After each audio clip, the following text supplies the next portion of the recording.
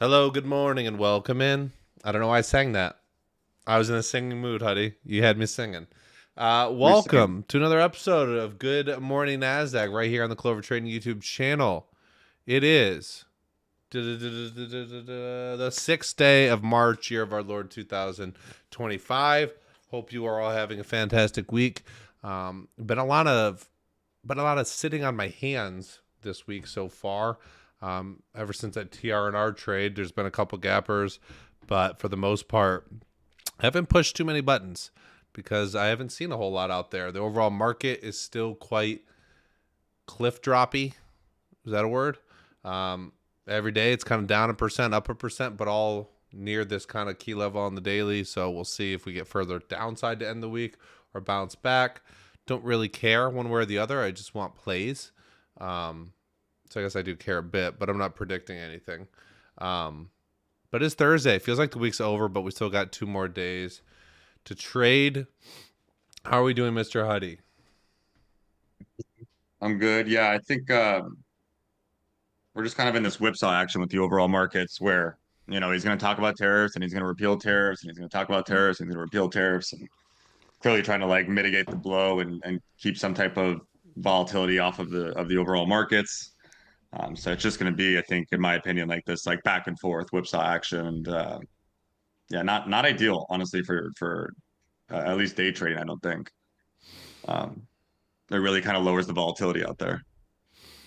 Yeah, it's not the well hasn't completely turned off. We still have runners. We still have we have had some gappers, although not that big like the 100, 200, 300% ones unless they're China related.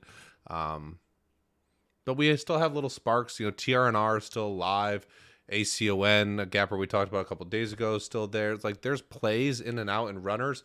We're not having that same level of continuation on a lot of moves.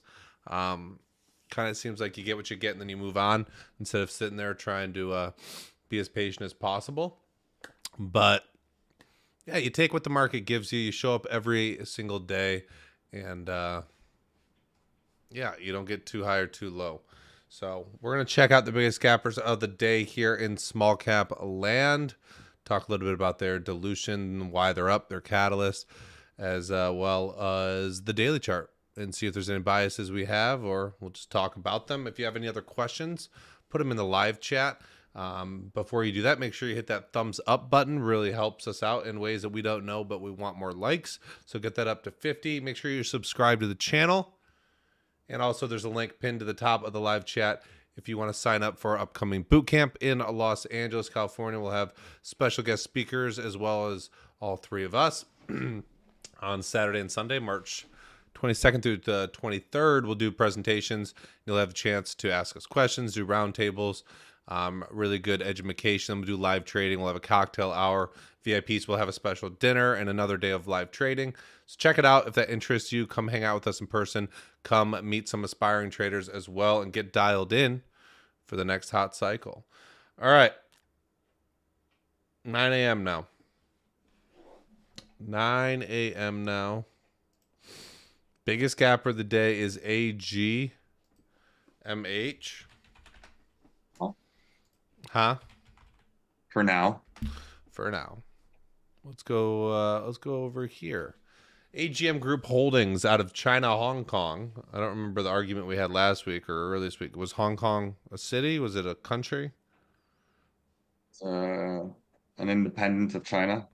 But what if it's China and Hong Kong in the same It could be. sentence? Um, so China stock gapping up, 27 mil float, bottom bouncer here. We'll talk about the data chart in a second. 1 day ago, they announced closing a $5.4 million offering. They did the pricing for that a couple days before that. Looks like they have AI, blockchain, crypto. And a lot of their past PRs, Bitcoin mining. So that makes sense. China and Bitcoin bouncing a bit. 54 months of cash left. Overall risk says it's a low, and offering ability is low. Do you concur with that based off of your independent research as our in-house specialist? Yeah, I don't think anything is like that there right now, but God bless me. Bless you. Um, around March, like later in this month, they will have some dilution at lower prices, but it's not really here today. So maybe it's something we talk about again more towards the end of the month. If they try to gap this thing, I think it'll be a different story. But for now, I don't see anything dilutive. Okay. So not really any news or great catalyst. We'll take a look at the data chart here. We can see that it is been in some sort of fading pattern to start the year from the high ones all the way down to 10 cents a share. Not the best looking stock in terms of that. Big gap down just a couple days ago from 34 cents to 15 cents. Went a little lower. Now we're bouncing back right now. Already have done 157 million shares volume. Looks like it perked into the close, into after hours, and then has given back some of its gap so far, kind of holding up 75% this morning.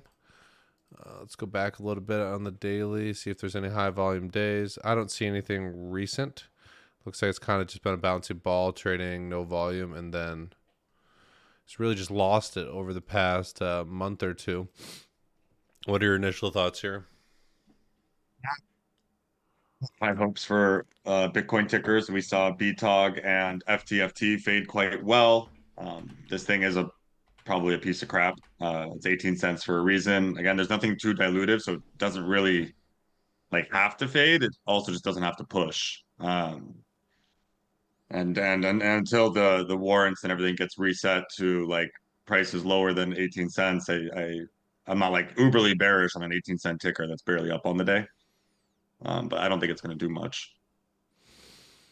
Yeah, from the news to what kind of stock this is to the overall daily chart, I get the sense that this is most likely just a bounce back after being down so much recently. But because of it's been down so much recently, and because there's probably bag holders everywhere on this daily chart, that I don't have high hopes for it becoming a big runner today. You just never know. Sometimes that's when the stocks surprise you and run big. We saw it with GV. Yesterday was one of our biggest gappers of the day. Ended up holding up all day, kind of ripping into the close. Did a little bit more after hours, up a little more this morning. We'll probably talk about that one here in a second because I think it is on the gap list as well.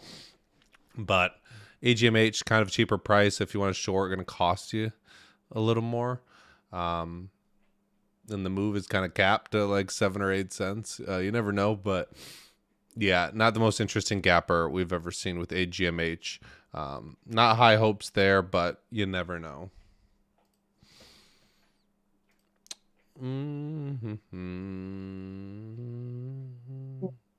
P Daddy Slim says your hands must hurt by this point, Dom, because I've been sitting on them, Huddy, for so long. That's funny. I don't think they hurt. They just gone asleep. Did you say it's funny? It's funny. Yeah. It's good stuff. All right, next biggest gapper of the day. Oh, the biggest one is GV.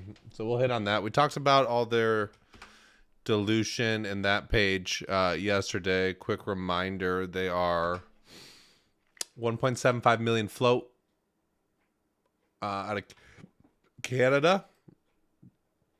We didn't have any news, but it was a big day for it. You want to remind us if there was any dilution or anything that was relevant as we approach day 2 here, up 80% now?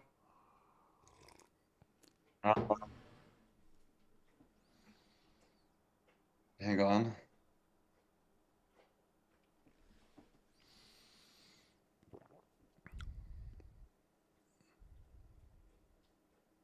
No, not really. Wasn't anything special?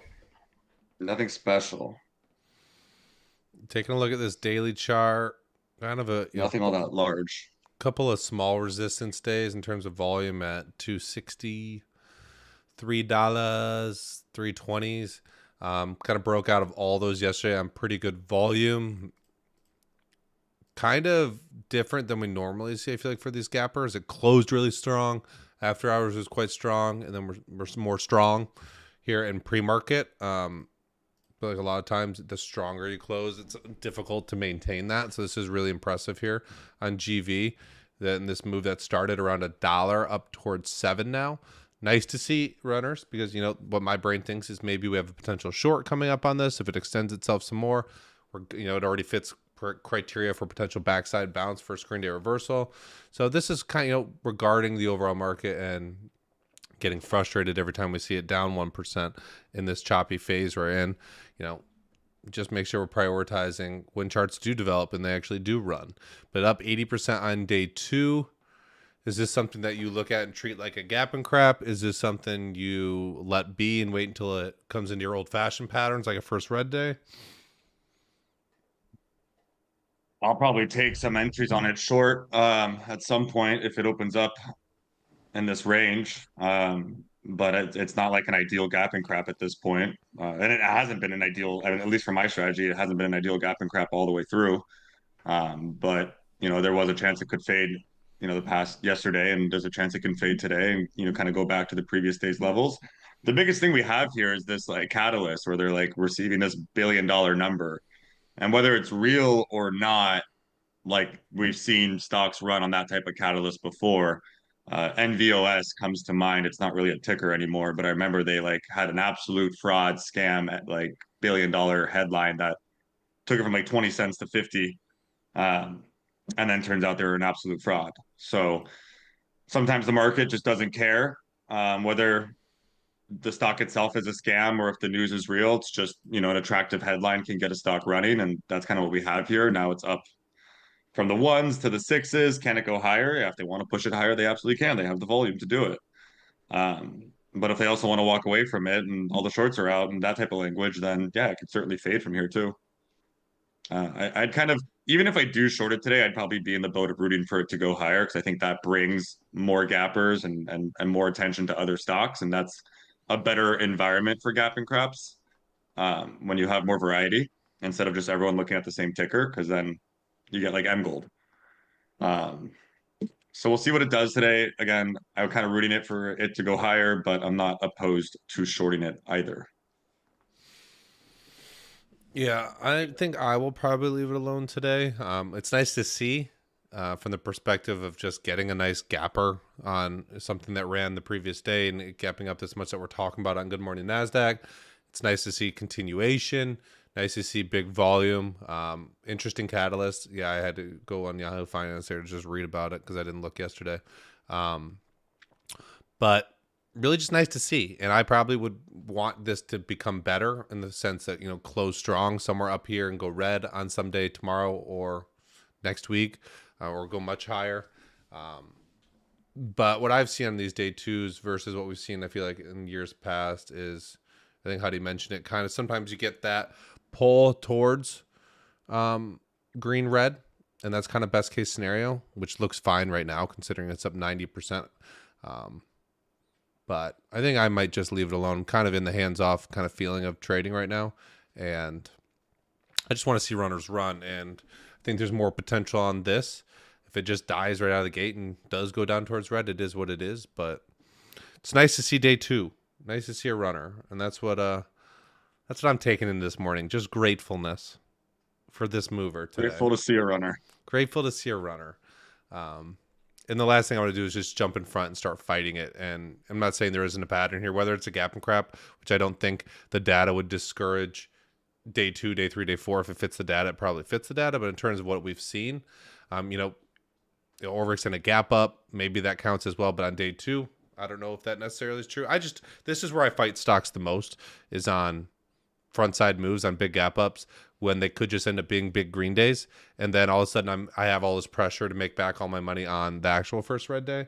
So I've just found that avoiding that allows me to lose less and be more profitable if the backside is easy and we do get a nice first red day move. So that's GV, one of your biggest runners of the day, probably the biggest gapper on a day 2. We'd love to see it.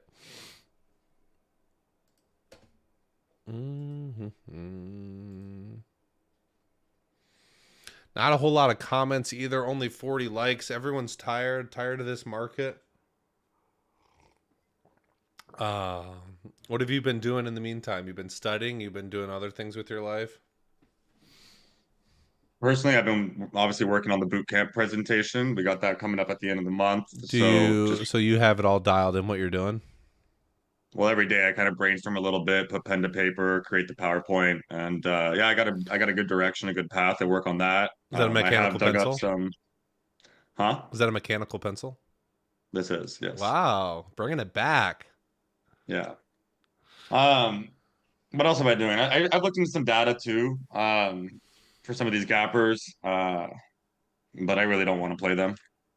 And I've been working on my house in Arizona, so That sounds just kind of fun. being busy with other things. That sounds fun. I just had It's like not. a thought of like your mom reading to you as a child, and instead of reading like a nursery book or something, she's reading to you like data on gap and crappers. And Wish that helps you fall asleep. that would help me fall asleep. Uh, yeah, I need to get working on my bootcamp presentation. If you have any topics and you are going to the bootcamp and you really want to see or hear more expansion on, let us know in the Clover room, in the live chat, on our socials, whatever it is. I'm a man of the people. But if you want to sign up for that, you can using the pinned link or link in the description, clovertrain.io, and check out Bootcamp. You still have time to get involved. I think it's super valuable. We're not the greatest salespeople because we don't really care. We just want to help as many people as possible. But I think coming to events like this and just focusing on trading for 24/7 for, I guess not 24/7, 24/3 or 4, really can jumpstart that motivation to put in more work once you realize how much work is really necessary to be a really profitable trader in this game. Nikita says, Dom, it's my birthday. Wish me a happy birthday. I was very aggressive in the way you said it, but I think I had good intentions. So we'll all wish Nikita a happy birthday. Always in the live chat, always talking. So appreciate you. And I hope you have a wonderful, fantastic birthday. Any tickers you guys want to talk about as we end the stream? It's only 9:13. Usually we're running out of time now. We just can't figure out what to fill it with. Any tickers catching your eye for potential gap and craps? We talked about the biggest gappers of the day. I'll be watching both AMGH and GV. It really kind of depends where they open. Like, there's a chance I don't touch either of them. Um, but those are the only two candidates that I would possibly even trade today. And they're not like the A plus version for my strategy at all. So they will have most likely like a smaller size attributed to them unless they kind of get nutty out of the open, in which case that will kind of change the pattern for me. 123 drummer Max says, anyone take GV overnight? I did not. I don't know if you, Huddy, did in the dark secrets of your own personal life. No, it's not really a pattern that I care to trade. Really the only type of long that I would have overnight at this point is either like a multi-day breakout or something that's like tied to a sector. I don't really play day ones for gap ups that, although the price action was nice and like over three was like probably a really good spot for GV. Like, can't tell you how many times I've seen that also fail. It Um, looks so great in hindsight, but I was watching before that happened, and I was like, this thing could fall off a cliff right now, or it could have a fake high day break and then fall off. Like, there was a lot less of the feeling like it was going to go farther than it was like, how is it going to break down? It was very, very funky action yesterday. Yeah, I mean, like again, if you want to like be the catalyst warrior and trade stocks based off catalyst, I do think the $1 billion head tag like line, I think you can make a database with all the stocks that have that type of catalyst and see if there's some merit to squeezing shorts on day one. But I don't really do that. I'm not really that type of trader. I'm much more the guy that like wants to let a stock build a chart, build structure, kind of know what it is and know how it acts, and then buy the breakout. And or like same thing with sector momentum. Maybe there's something forward looking, or maybe there's a nice trend in the market, and I can really attach myself to that idea. So for me, GV is like a hard one to care about, even though it is gapping up nicely. Like I just would never be in it. I have like zero FOMO. I don't care. Um, that's where I'm at in my journey. Yeah, you had to be a high day buyer in the afternoon, which is something I'm not.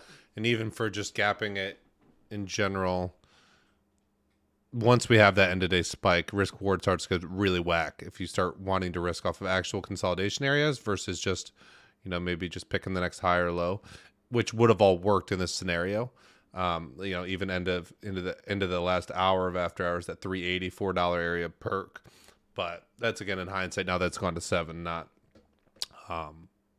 it was a pretty big move already.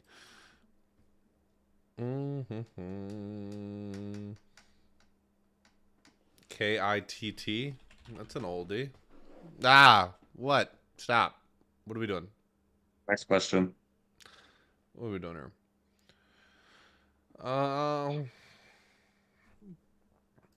Take another question or two and get out of here. 9:16 now.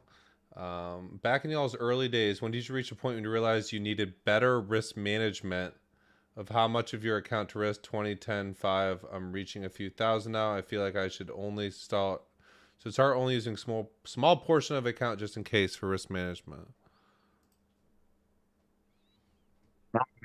You should do whatever you think you should do. I'm not going to really speak on that. You know, I,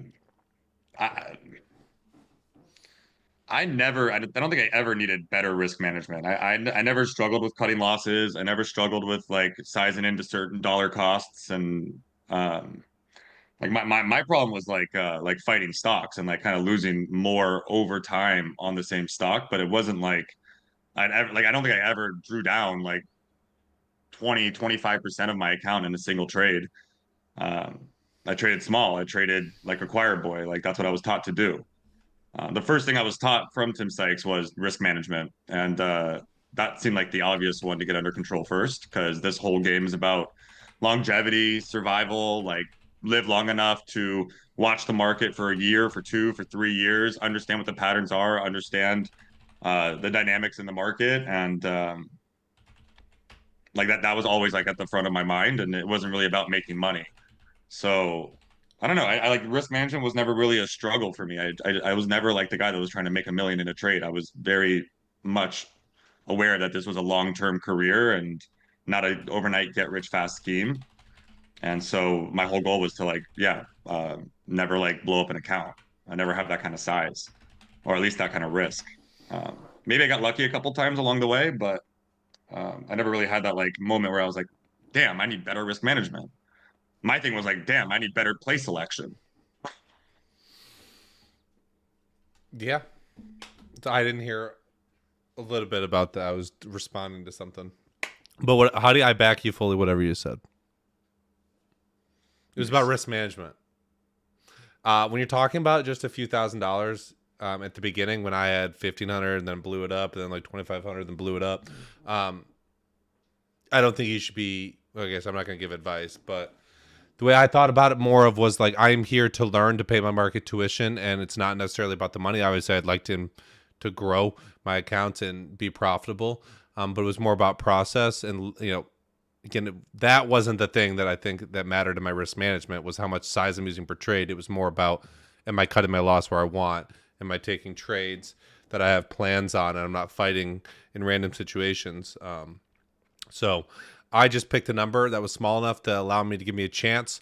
I didn't do the 1%, 2%, 3% thing. I just liked risking $100 a trade, and I felt comfortable enough doing that. So that's what I did. Did the 1 or 2 or 3% thing. Huh? I never did the 1 or 2 or 3% thing either. I just feel like as long as you're comfortable.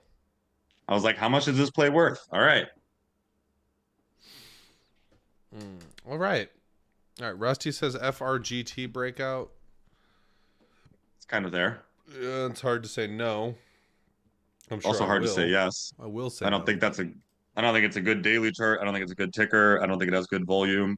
Maybe some of that can change throughout the day, but like I know that it exists. There's so many of these over the past years of just kind of like bleh, like meh day ones, and then the action is just like, look at yesterday's price action. Like, is that like a clear, like, it's not even like consolidation. It's so ugly looking. I don't know what it is. Like, I'm diving too much into it. It is like that. I don't know what it is. But if you're going by the book, technical, did lots of volume on day one, set its breakout level at a whole $1 or $2. That dropped off quickly. I just violently, like, I think if you're going by the book, there's overhead resistance, and that's not a good breakout. And is there a catalyst? Is there volume? Like, I think the book says, like, okay, there's some structure to the chart on the daily, but then if you go any further back and look any kind of left at previous runs and stuff like that, like it doesn't look good. And the intraday doesn't look good, and the volume doesn't look good, and I don't even know what the catalyst is, but that probably doesn't look good. And FRGT is like not looking good. Yeah, I don't. It's this feels like what I'm gonna say. Don't trade, and then it goes up 100%. So I don't know if it's Whenever for we me. bash I it, just for some reason there's some stocks the way they move, they don't look like a lot of people are trading them, and there's a lot of interest there. But I just don't know. I'd have to dive into it further. Look at what's the float here. It says 2 million. Doesn't look like it's trading like a 2 million float. But nice eye. I'm just gonna say it is technically a breakout of the $2 area if it were to do that. Not on my watch list. So something about MLGO. Yeah, kind of bounced back the last few days. Someone asked for shorting GV. Would you wait for it to go somewhere near resistance at 8? Is there resistance at 8? it's bar. There's. It's on really low volume, but there's some back here, $8 area. At this point, when we start to extend ourselves to 300% plus, like, I just kind of think about it like I just want to be there on backside. Like, there's going to be headaches. There's going to be choppy action. Most likely, maybe there isn't on this one, on the front side. So it's like, how can I avoid that? Maybe there's no volume in that resistance. Maybe it comes into play. Maybe it doesn't. I'm sure some people would say shorten the resistance. You have a move from the 3s if it were to spike When quickly. the Into volume 8. overwhelms. Huh? Not when the volume overwhelms. I mean, yeah, it could be a Well, it's not psychological even level, but volume overwhelming. It's like there's nothing there. right, that's what I'm saying. Like the volume that it's currently trading is going to overwhelm that little mark on the chart. Yeah, but when you're already up 300-400%, could it stop and look like it's right at that area? Probably. Sure. It could be a psychological level, but I don't think it's like a resistance level, like we're trying to like make it seem. Yeah, I think more that like the 670 area on that. There's some volume there, 45 million. Obviously, we did a lot more than that yesterday, and we're right about that right now today. So, but there's no exact science when it comes to measuring resistance, and you'll never know who's bagged and from where. All right, final words, Huddy. I hope you guys all have a wonderful rest of your day. I think there will be a webinar today with 4-leaf clovers. Market is still kind of blah. What are we down? 1.25% right now. Looks like it might get ugly. You never know. Who knows? I don't know. But we got some potential setups, so I will stay in my lane, trade those, and then continue to grind, study, look at data, make lessons for you guys, whatever it is. Try not to let this get into my head. When the market's not perfect, it's really easy to get frustrated, push more buttons, start trading random things. And I encourage you to focus on getting better at what you're trying to get better at versus starting to do a bunch of random things just because your market is not perfect right now. Anything, Huddy? No, you took the words right out of my mouth. All right. Wonderful. Fantastic. Have a wonderful day, everybody. We'll see all you Clovers in the room, and we'll be back tomorrow to close out the week right here on the Clover Trading YouTube channel, 8:45 a.m.